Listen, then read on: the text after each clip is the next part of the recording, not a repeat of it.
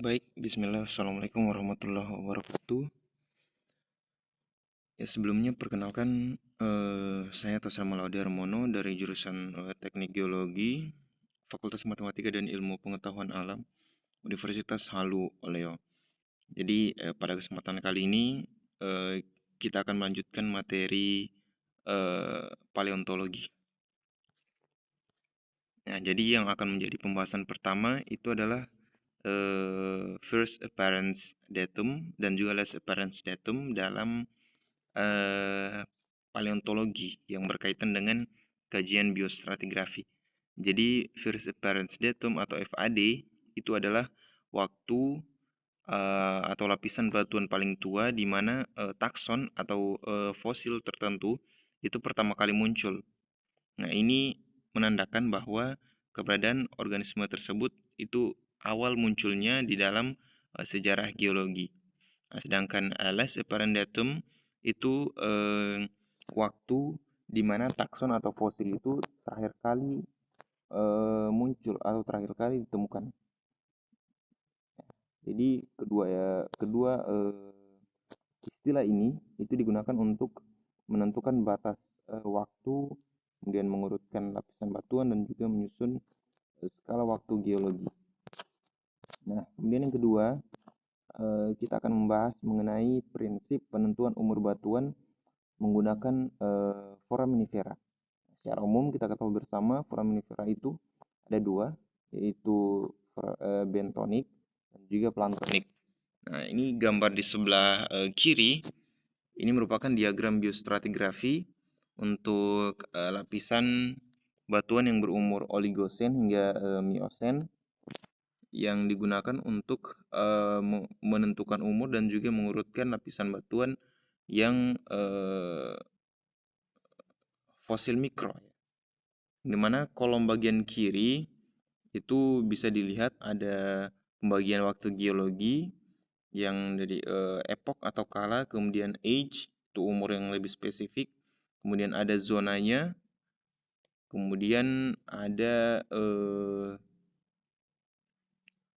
kode contoh pengeboran ya, itu bisa dilihat. Kemudian ada LBF, LBF itu adalah Large Benthic Foraminifera.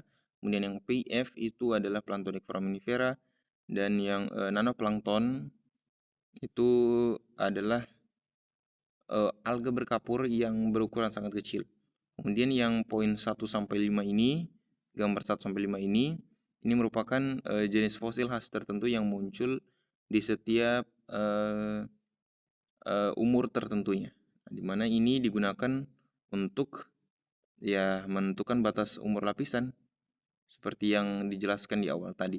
Nah, di mana karakteristik penentuan umur batuan dengan fosil khususnya foraminifera itu ada 4. Yang pertama, evolusinya harus cepat. Kemudian yang kedua, penyebarannya yang harus luas.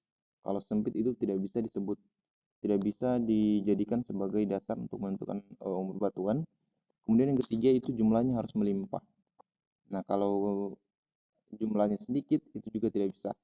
Kemudian yang keempat, rentang umurnya diketahui. Nah, kalau misalnya belum diketahui, itu masih harus diteliti kembali untuk kemudian ditentukan rentang umur relatifnya. Nah, kemudian yang ketiga adalah biozonasi dan juga fosil index. Nah, biozonasi itu adalah prinsip penentuan atau pengelompokan batuan berdasarkan kandungan fosil yang ada di dalam batuan tersebut. Nah, di mana setiap zona biostratigrafi atau biozonasi ini itu mewakili satu rentang waktu geologi tertentu, di mana dasarnya itu dari yang ini ya, dari FAD dan juga LAD tadi yang dijelaskan sebelumnya. Nah, sehingga kita bisa menyusun urutan umur relatif dari lapisan batuan secara sistematis. Nah, kemudian yang kedua ada fosil index. Nah, fosil index ini itu adalah sisa-sisa dari makhluk hidup yang ada sebelumnya yang memiliki ciri khusus. Tadi sudah dijelaskan juga ini ya, evolusinya cepat, penyebarannya luas, jumlahnya melimpah. dan rentang umurnya diketahui. Nah, kemudian ini ada jenis-jenis biozona. Yang pertama ada zona kisaran takson. Jadi zona kisaran takson ini adalah zona lapisan batuan yang dicirikan oleh kehadiran takson tertentu. Di saat masing-masing ini dia dicirikan dari kehadiran satu takson tertentu saja. Tidak ada tumpang tindih takson pada satu zona tertentu, satu zona. Tidak. Nah, kemudian yang kedua, ada zona kisaran bersamaan. Jadi ini zona lapisan batuan yang dicirikan oleh kehadiran takson, dua takson secara bersamaan. Bisa dilihat di gambar. Ini kehadiran takson A dan B pada zona lintasan stratigrafi A ataupun B itu hadir secara bersamaan. Kemudian yang ketiga ada zona interval. Jadi zona interval ini merupakan zona lapisan batuan yang dibatasi oleh dua tadi ya, LAD dan FAD, yang dimana dua kehadiran ini itu pada saat tertentu itu ada takson yang hilang. Nah, di mana batas bawahnya atau FAD itu ditandai dengan peristiwa geologis tertentu, sedangkan batas atasnya tadi ya LAD-nya. Jadi ini bisa ada semacam gap atau gap, ya adanya gap pada lapisan atau lintasan stratigrafi baik di di zona A, B ataupun C. Ya. Kemudian yang keempat ya ada zona silsilah. Jadi zona silsilah ini merupakan zona lapisan batuan yang mengandung bagian tertentu dari suatu garis evolusi garis keturunan. Ini gambarnya bisa dilihat. Kemudian yang kelima ada zona kumpulan. Jadi zona kumpulan ini adalah zona lapisan batuan yang ditandai dengan kehadiran fosil ya atau makhluk hidup atau organisme yang hidup dalam rentang waktu yang sama. Dan menjadi ciri khas yang tersendiri ya. Bisa dilihat di zona A itu banyak sekali kehadiran takson yang hidup dalam rentang waktu yang sama. Begitu juga di zona B ya. Oke, ini bisa dilihat gambar yang di sebelah kiri. Ini merupakan gambar skala waktu geologi berdasarkan taksa ataupun kehadiran fosilnya, mulai dari Prakambrian hingga Quarter, di mana bisa dilihat di sini ini yang Paleozoikum yang warna biru, Mesozoikum itu yang warna hijau, dan Kenozoikum itu yang warna kuning dan orange ya. Di mana setiap periode atau setiap umur dari setiap masa itu memiliki fosil indeks tersendiri yang hidup pada masa itu saja.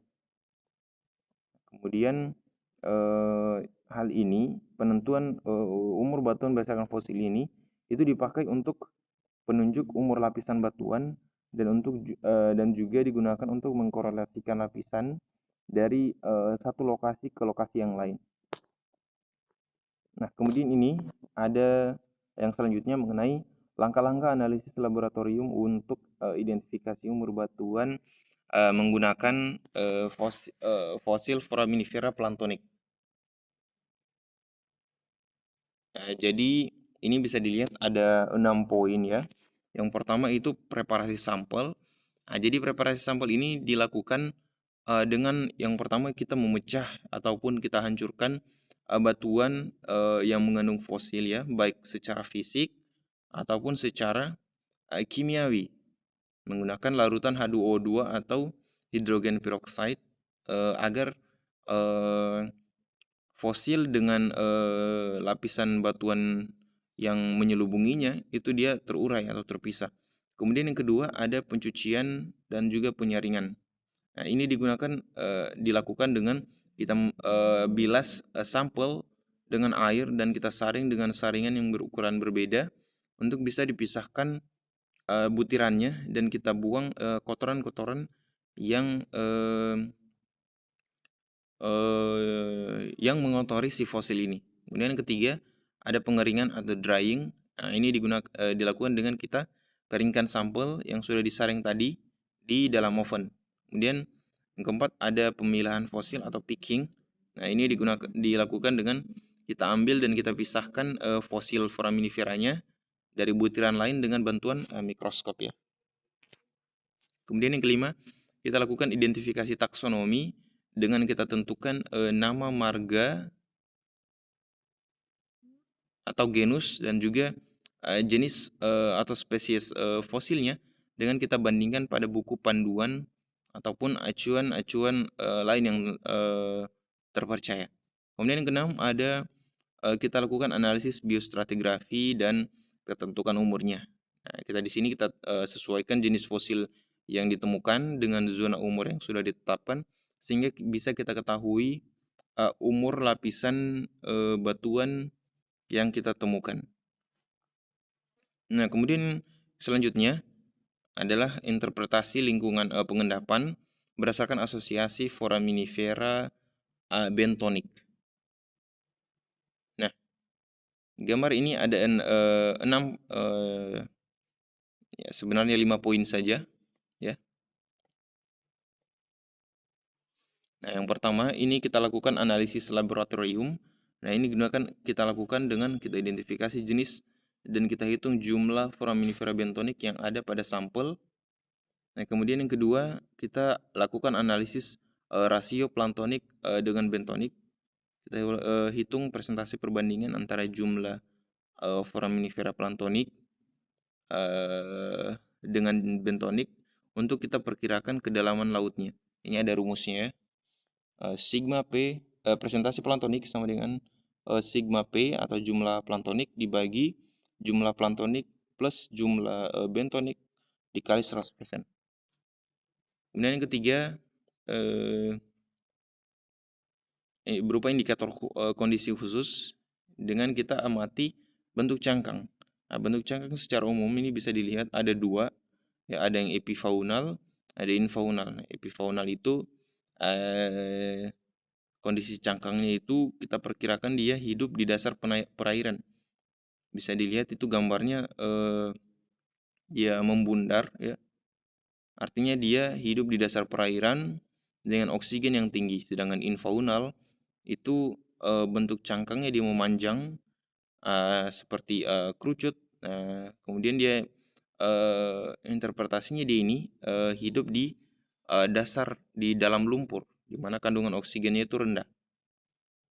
Kemudian yang keempat ada pemodelan paleogeologi dan batimetri, mana ini kita bandingkan data yang didapat dengan standar pembagian zona kedalaman lautnya. Kemudian yang kelima ada profil lingkungan pengendapan dan juga asosiasi fosil, ya, di mana ini kita tentukan lokasi pengendapannya berdasarkan kedalaman. Bisa dilihat dari zona litoral sampai zona abisal ya. Nah, terakhir ini kita bahas mengenai contoh aplikasi dari pembahasan-pembahasan sebelumnya di dalam penelitian geologi. Ini kami rangkum menjadi 6 poin. Yang pertama itu untuk penentuan umur lapisan batuan, tentunya umur relatif ya, bukan umur absolut. Kemudian yang kedua, bisa dilakukan rekonstruksi lingkungan purba. Kemudian yang ketiga, bisa kita lakukan korelasi lapisan batuan dari satu lokasi ke lokasi yang lain. Kemudian mempermudah dalam eksplorasi sumber daya alam. Kemudian yang kelima, melakukan pemetaan sebaran batuan atau litologi. Dan yang terakhir, bisa kita lakukan analisis perubahan lingkungan yang terjadi di masa lalu. Ya baik, sekian yang bisa kami dapat jelaskan pada kesempatan kali ini. Lebih dan kurangnya mohon dimaafkan. kata assalamualaikum warahmatullahi wabarakatuh.